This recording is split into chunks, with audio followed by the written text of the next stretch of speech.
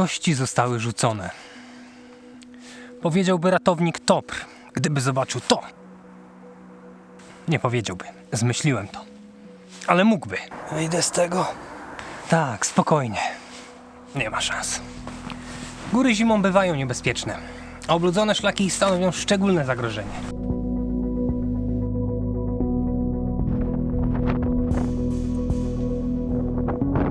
I chociaż od przybytku głowa nie boli, to kości lepiej mieć w jednym kawałku.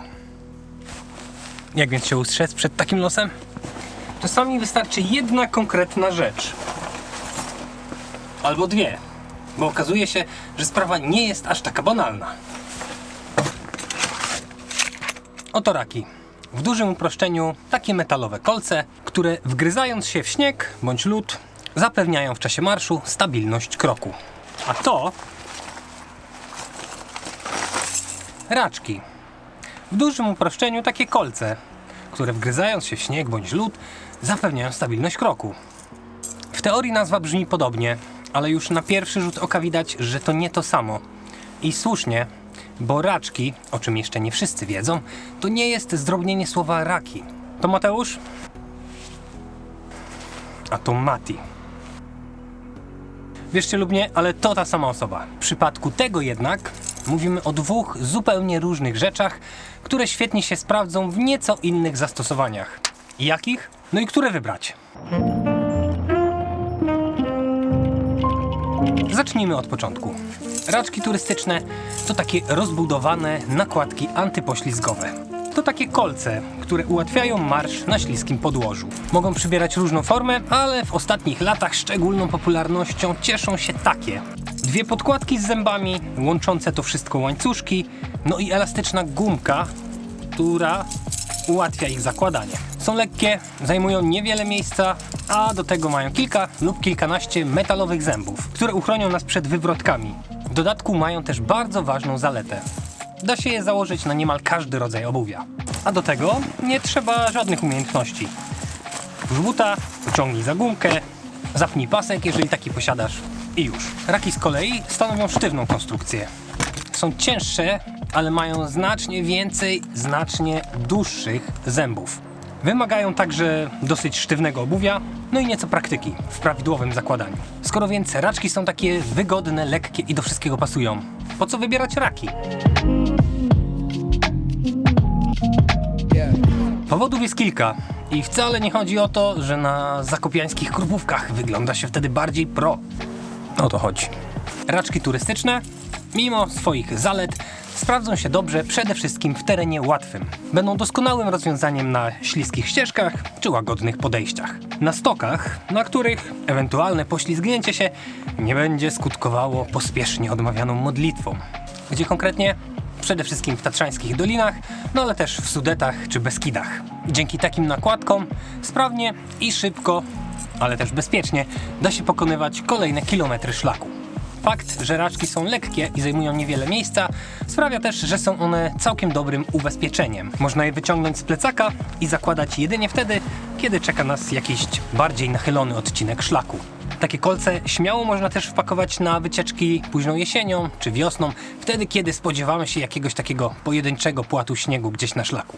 Po co łamać sobie nogi, skoro nie trzeba? Raczki mają jednak wady, które wykluczają je z zastosowań związanych z wyższymi szczytami. No bo sami tylko popatrzcie, jak myślicie, które z nich utrzymają was na stromym, śliskim stoku?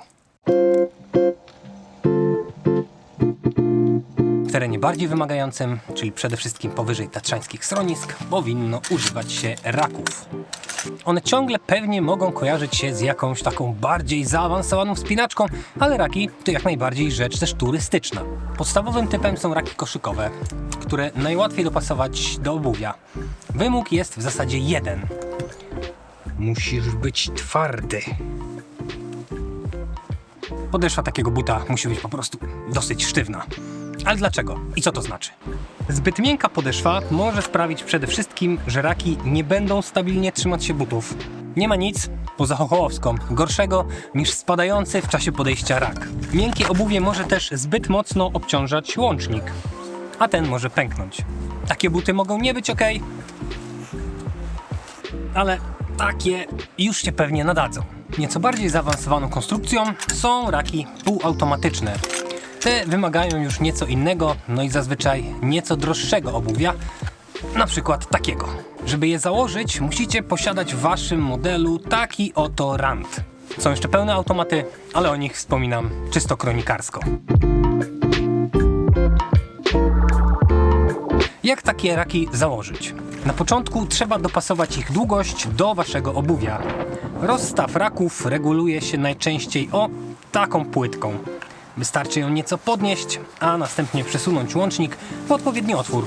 Kładziemy teraz raki na podłożu, wsuwamy but maksymalnie do przodu, no i upewniamy się, czy z tyłu wszystko leży prawidłowo. Tak, żeby ten but się zmieścił, no ale żeby też nic z tyłu nie wystawało.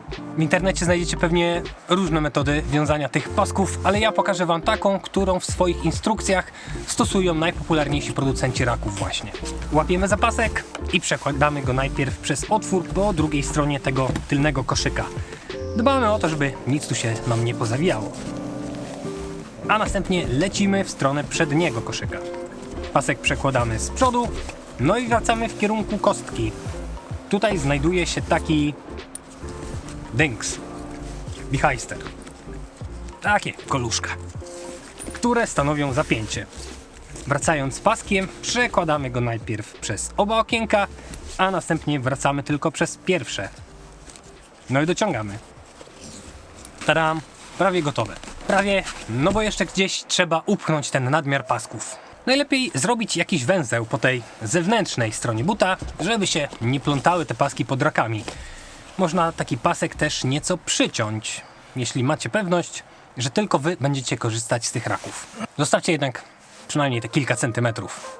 No i pamiętajcie, że to taka prezentacja na sucho. Jak będziecie mieć buty na stopach i będziecie działać całym ciężarem swojego ciała, to raki też będą się układać nieco inaczej. W przypadku raków półautomatycznych jest nieco łatwiej. Jak widzicie, z tyłu nie ma tego koszyka, tylko jest taki dynks, bichajster.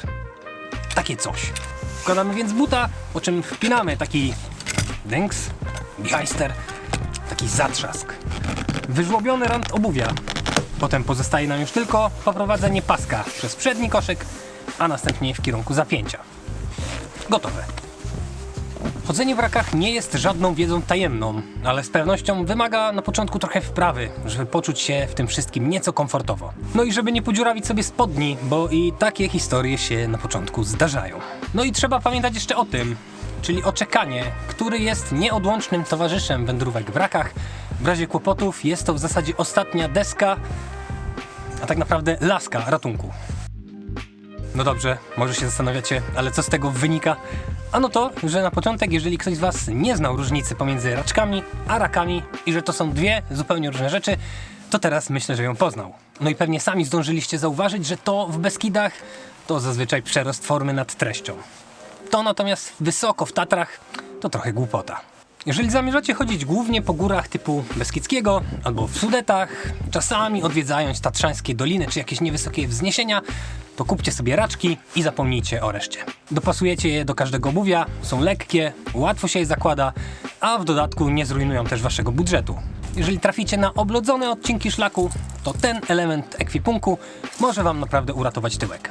Jeżeli jednak macie ambicje, żeby zdobywać tatrzańskie szczyty, no to sprawdźcie sobie odpowiednie do waszych butów raki, do tego czekan. No i zanim ruszycie podbijać świat, potrenujcie w łatwiejszym terenie, a być może też wybierzcie się na jakiś kurs turystyki zimowej, z którego już lata temu miałem wam zrobić materiał, ale był tak intensywny, że to są w zasadzie jedyne przebitki, które udało mi się wtedy nagrać. Czy warto? Jak najbardziej warto. Na koniec pamiętajcie, że to tylko taki ogólny podział i garść internetowych wskazówek. W górach nie da się wyznaczyć takiej jednoznacznej granicy, do kiedy można używać raczków, a kiedy powinno używać się już raków. Niektóre beskidzkie szlaki w piątek da się przejść bez raczków, a w niedzielę będzie tam już lodowisko. Wszystko to jest zależne od miejsca czy konkretnych warunków. A te zimą zmieniają się naprawdę dynamicznie. Bezpiecznie założyć i warto się tego trzymać, że zimą powyżej schronisk to nie raczki, a raki powinny znajdować się na butach. Tam, gdzie jest stromo i gdzie potencjalny upadek może nieść ze sobą bardzo groźne, potencjalnie śmiertelne konsekwencje. Czasami i w Beskidach trafi się takie połączenie warunków i nastromienia, że raki nie byłyby przesadą. Być może spotkacie się też z relacjami osób, które w Tatrach zdobyły jakiś w raczkach tatrzański szczyt, na przykład popularny Wołowiec. I tak się zdarza. Usłyszycie też jednak w mediach o osobach, które w Tatrach zginęły, bo na przykład wybrały się w raczkach na Rysy czy na Zawra. Cały więc trik związany z bezpieczniejszym poruszaniem się po zimowych szlakach polega na tym, żeby w miarę możliwości minimalizować słowo udało się. Dla mnie więc wybór jest dosyć prosty, to na łatwiejsze spacery, a to wyżej w Tatry. Udanych spacerów, uważajcie na siebie, no i do zobaczenia w kolejnym odcinku.